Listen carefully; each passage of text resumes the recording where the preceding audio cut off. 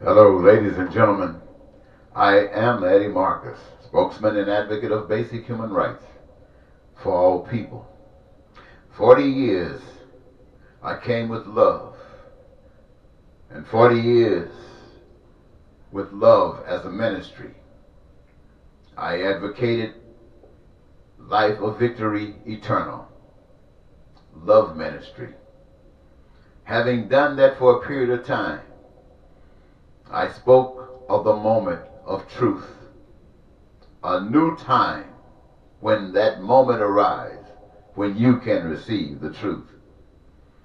I next participated in Paradise on Earth Unlimited. From that I spoke basic human rights, those essential rights that each individual have given by the Creator. You have life requiring survival, and they are birthrights. They've all been provided for. And yet I want you to know that the only life that I am responsible for is my own. I've never asked any of you to join me because I know if you're not willing to give your life for what you believe, there will always be someone ready to take you to task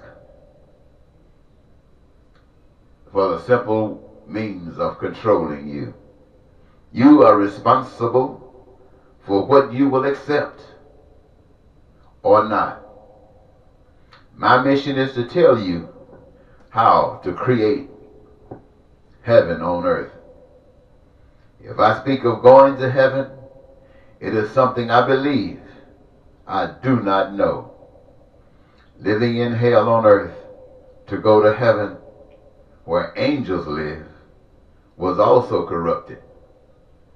The only heaven one can be sure of is right now, where your love and your understanding can create heaven. This I know. This message I commit my life to, not to go to heaven. If it exists, good.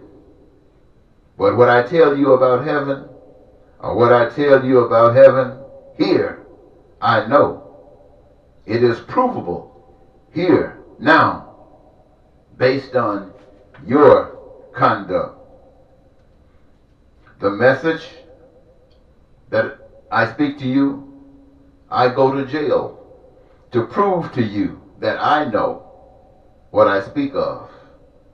I don't ask you to go to jail. I ask you to love fearlessly. The privileged have benefited at your loss.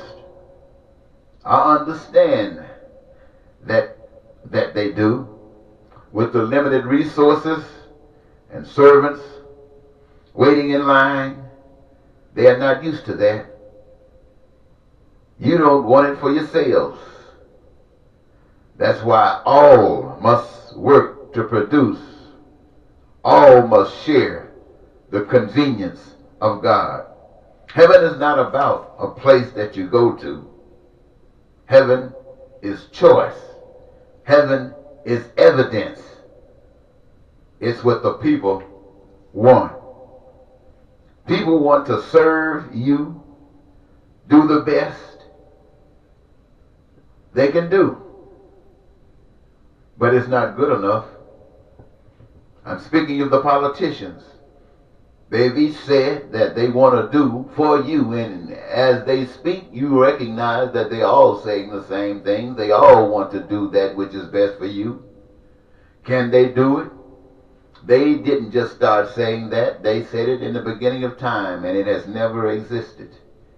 And you, my friends, for one reason or another, still doubt yourselves, and so you put faith in others to do it for you.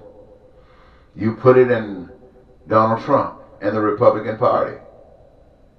You put it in the possibilities that these 20 so Democratic candidates who wants to serve you can possibly do it. A gentleman just joined in putting his hat in the race the other day, and they tell me he did better than Bernie Sanders as raising money across the nation at a certain short period of time. I understand that in 24 hours he had raised over $6 million, you see, because being a politician requires that you be bought. Some are bought by big business, and when people get $1 from individuals, they say they are being bought by the dollar. And everybody who gives you $1 wants to own a piece of you. And their hearts are not legit. Their hearts are scattered as scattered can be. And so to give and serve one who gave you $1 can guarantee that you're doing something against the other one that gave you $1, because they are not in unison in their hopes and in their desires and aspirations.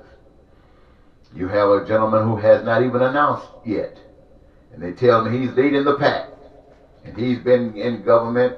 He has the reputation of doing things that many of you are not proud of, and he wants to apologize, and yet you hold him up in high esteem, even above yourself. I come to tell you, ladies and gentlemen, that the true message of peace and freedom is in God, and the guarantee that God is represented is in you, the individual, choosing to be an instrument of God.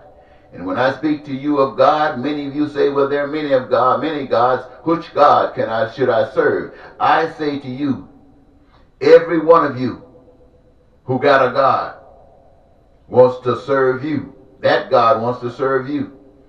The trick is, does that God want to serve everybody else? If you can find some hate, some malice, some prejudice that would prevent that God from denying or giving that same desires of freedom in life to others as he would to you, I ask you to throw that God off, put it in a trash can. That is deception. If the God that you serve, the God that honors you, cannot serve everybody else and give them the same joy and peace and prosperity and freedom in life, throw that God away quick and search for a God, pray for a God. And if you can't see the God, then just stand up and become the God of love and be that God that loves every human being. And you would have found that God. And whoever goes into office will recognize one thing, that there is, my friends, a decision that has been made. No longer will hell run over. No longer will privilege be exercised. The only privilege is the privilege of life, the privilege of love and freedom and prosperity and joy in living. And you will guarantee that to one another. And at that point in time, it won't matter if you go to heaven, because you will be living in heaven. And who, my friends, is more deserving of going to a heaven than those that already live there? I want to thank you so very much for giving me this your time. Thank you. Bye-bye.